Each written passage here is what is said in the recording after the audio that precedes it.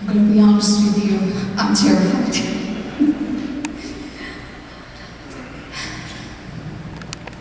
You're looking at a woman who should not be standing before you. I come from a very, very crazy background, and some of what I tell you is not from my own memory, but memories of my family that have stuck in my head from stories that they have told, and I'll tell you about that in just a moment. My family was originally Catholic, leastwise up to the point where my dad died, when I was about 5 years old.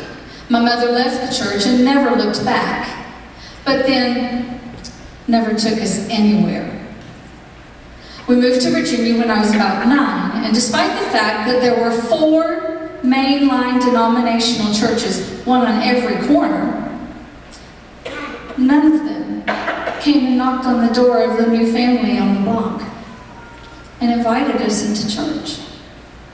If it wasn't for a small country church somewhere outside of town, my family might have been completely overlooked.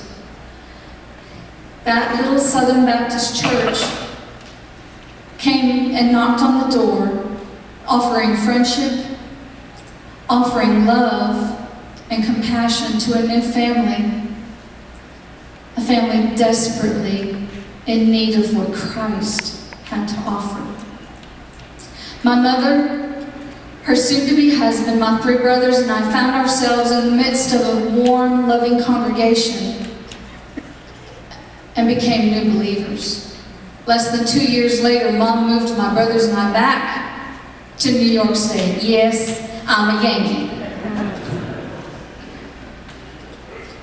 And into a tragedy that would forever change my life. An event that should have, 1, taken my life, and 2, taken away the gift that God had planted into my life, but had yet to bring to fruition. At the age of 11, I was mauled by a dog and nearly died. That's why I have no memories of my early years.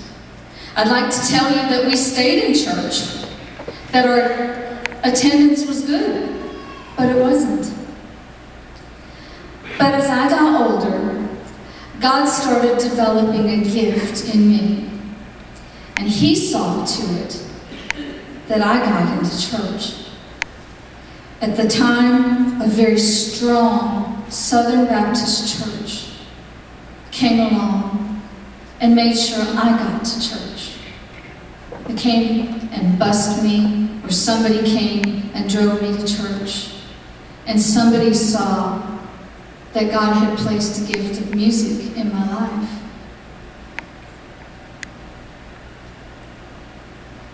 I could tell you that I stayed true to that church, but that would be lying. Now, don't go chasing me down the aisle, because I promise you I won't get very far. As you can tell, I'm on a cane or in a wheelchair.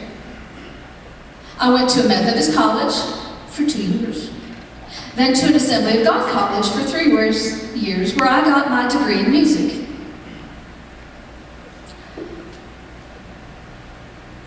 Then I attended an open Bible church, an Assembly of God church, a Baptist church, an independent church. I told you my background was varied. My husband and I went where God led us. And it wasn't always in this denomination or that denomination. It was where the Holy Spirit told us, this is where you belong. But we were obedient to His calling, wherever His calling had us. I knew that He had gifted me in music, and that He had called me to lead worship. And I'm still using His gift in the way He told me to use it. But I'm using it alone now. But you know, that's okay, because God uses my obedience.